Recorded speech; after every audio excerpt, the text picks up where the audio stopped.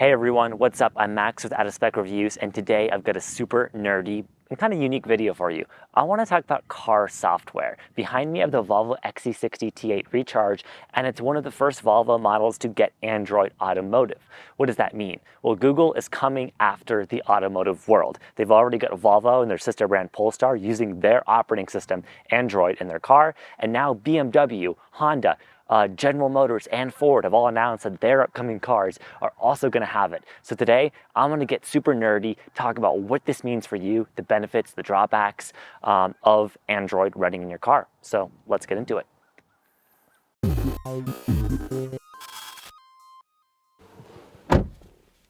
All right, in the car, this is the Volvo XC60 T8 as it runs Android Automotive. Now, Volvo has kept their hardware the same as their previous cars. You have a portrait orientation touchscreen, but there's no mandate with cars that run Android Automotive that they need to have any specific size or orientation of screen. The GMC Hummer EV that Kyle was driving recently has a landscape screen, which might have some of its own benefits. He, by the way, didn't like the responsiveness of that system. It was kind of slow.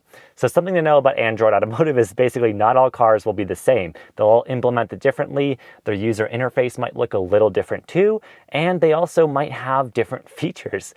Just like Android phones, there's just many ways that they're implemented. There's different chipsets and processors running them, but a lot of the hardware behind the scenes, as I understand it, is more like a phone.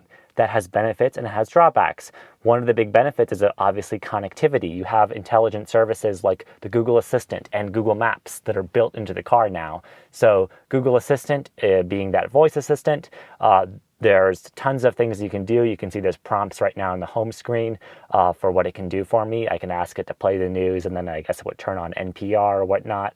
Or I could say, if I hold the button on the steering wheel, give me, that's Apple Carplay. So I should mention, I'll demonstrate Google Assistant in a second, but there's nothing about Android Automotive that dictates you need to use Android stuff if you don't want to.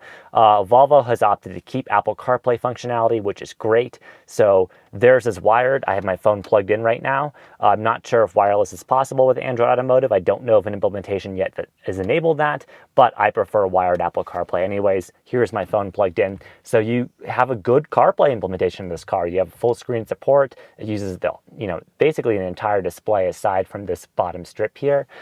So that is really cool. I'm really a big fan of that. But let's leave Apple CarPlay because this isn't a video about that. So I'm going to unplug my phone and I'm going to hold the assistant button on the steering wheel. Get me directions to nearby charging stations. There's ChargePoint charging station 0.2 miles away. So Want to navigate there? No, thanks. All right. How about ChargePoint charging station? One of the things about voice assistants is they're talkative sometimes. But anyhow, now that I've dismissed the Google Assistant, you can see it did what I asked. It shows me the nearby charging stations. Because this is a plug-in hybrid, I can also see fuel stations, right? It's Google Maps. It has all these places built in, all of this intelligence. But I think for electric cars in particular, there's a lot of benefits here because not only is this Google Maps with the knowledge of your car's state of charge, what the battery range is, what kind of charging receptacle and plug your car has. So some cars, right, have CCS, they have DC fast charging. Some cars don't. This car will route you to compatible stations. This Google Maps implementation will, because Google Maps knows the car. The way that Volvo's done it, they've programmed that in, and Google Maps also knows state of charge. So it can tell you what charge it estimates you'll be at when you reach a charger. It can tell you the exact basically you can use the knowledge of the route that you plot to decide when to engage the hybrid system and how to optimize the drivetrain. So there's a lot of kind of really interesting efficiency details that you get when you have this nerdy integration of Google Maps and the car having that knowledge together. You wouldn't get that with Google Maps through CarPlay or Android Auto, which are those smartphone mirroring technologies. The name, by the way, is terrible, right? It's a Google product. They're just not great at naming. Android Auto is the smartphone mirroring tech. It's like what Apple CarPlay is, but for Android phones. Android Automotive just means that the car actually is running Android under the hood. So I talked about some of the benefits. You get Google Maps, which is great, the Assistant. You get the Google Play Store, actually, so you can install radio apps. And on some cars now, they've enabled video streaming. So you can have YouTube, HBO, Netflix. You might ask, why the hell would you want that while driving? Isn't that distracting? Yes, it is. The car won't let you do that while you're driving. The idea, particularly in electric vehicles, is that you have a lot of downtime while you're waiting to charge, so you could watch some shows on your car. Now, in this specific car, that wouldn't work very well because it's a portrait orientation touchscreen, but a lot of cars have horizontal touchscreens, so I think for those it would be really cool.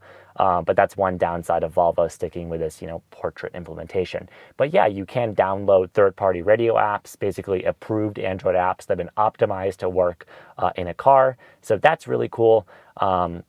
And you get over-the-air updates like a phone. This car can update itself using the internet. You could receive security patches so that your car doesn't get hacked or isn't prone to vulnerabilities later on.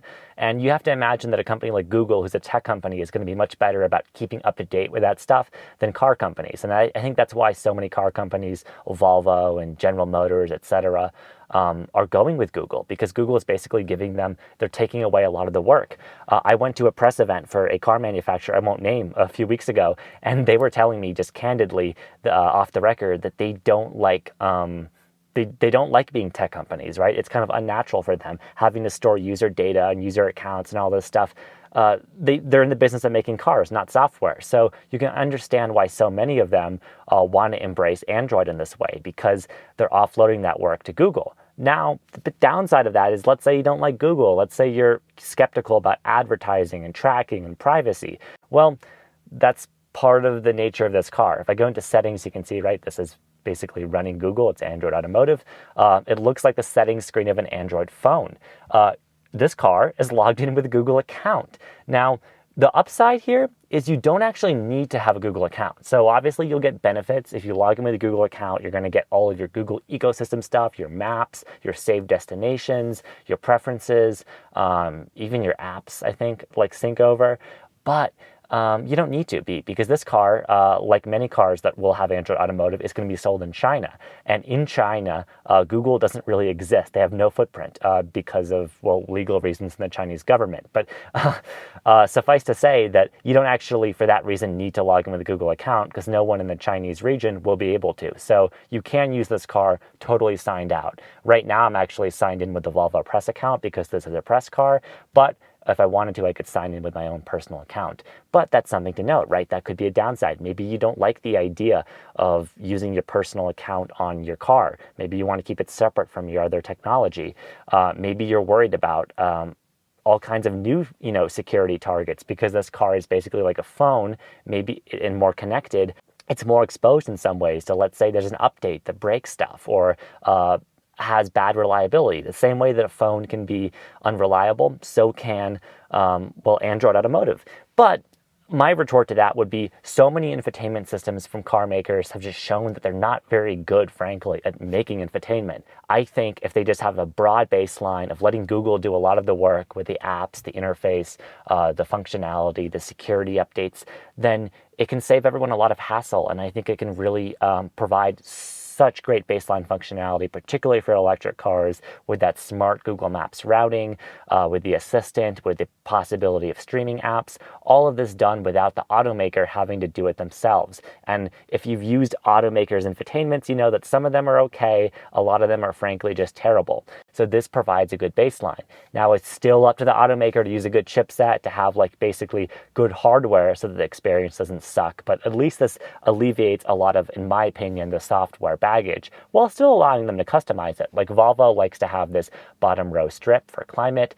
This is basically, as I understand it, mostly their interface. They've customized it. You have your home button because this is a Volvo. You have tactile volume knobs. So it's not like Android Automotive is forcing the automaker to use a certain controls layout. I believe you don't have to use a touchscreen. I think you can use rotary dials, knobs, so Mazda and BMW, etc. Those car makers could customize it their way. So there's a lot of potential here, and I really like Volvo's implementation. But before we finish this video off, I also want to show you what it does to the gauge cluster, because it's not just this screen that Android Automotive affects. Using the steering wheel button, as earlier I demonstrated, I can trigger Google Assistant through here. Now, if I have a phone plugged in with Apple Carplay, an iPhone, then that will be Siri. I can use the skip track, the media controls here. And then there's this, which is a display option that I think is really interesting because it basically allows you to toggle off or on full screen Google Maps. So let me show what I mean by that. You can see that right now it's in a minimal setting, right? There's nothing in this middle area going on. But if I press that page button, well, now I get a full screen view of Google Maps. Now this is also tied into navigation. So if I'm navigating on the main screen here, that ties into this screen as well. And I'm gonna get basically the maps area around me as well as the navigation direction. So several other cars without Google Maps have done this, but with Google Maps being what it is with traffic knowledge and in my opinion, how reliable it is, I think this is awesome. Now, one downside I should mention is I keep harping about Google Maps, how great it is.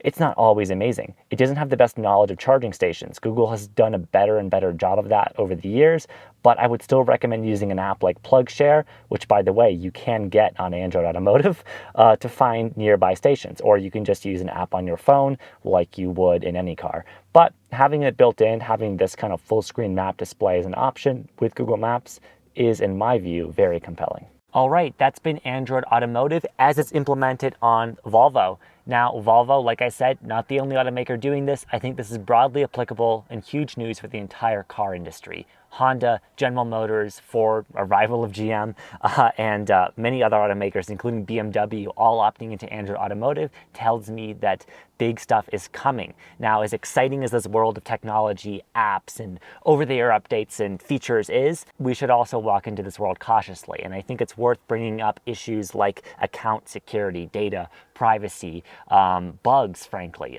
Early implementations of Android Automotive on the Polestar vehicles that came before the Volvo stuff had it, they frankly weren't very good. The systems were kind of laggy, unresponsive. As we've seen in the GMC Hummer EV, that car has some of its own usability issues. Now, how much of that is GMC's fault? How much of that is Google's fault? I don't know. But the point is that this is a brave new world we're stepping into, and we're going to have to embrace parts of it, but also, I think, go into it knowledgeably. So I hope this infotainment overview, as nerdy and odd as it was helpful for you and maybe opens your mind to thinking about what Android in the car means. Also, upcoming Apple Carplay is going to be integrated much more natively into cars. Apple showed off at its developer conference in the past year that they basically want CarPlay to take over all the screens of a car, a lot like Android Automotive does already. So Apple might be entering into this race too.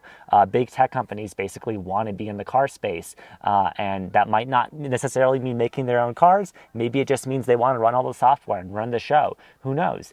But yeah, if you have any questions about Android Automotive or things I said in this video, do share them in the comments. I think, like I just wanted to reiterate, this world is exciting, right? Having PlugShare and third-party apps and streaming and stuff in your car provided by Google and not relying on the automakers, questionable software. I think that's an exciting idea, but it's something that has nuance and complexity, and it's and it's an area that we'll have to just watch closely. But yeah, that's enough of me rambling on. Hopefully this was helpful, and I'm going to keep driving the Volvo XC60 Recharge. Thanks so much for watching.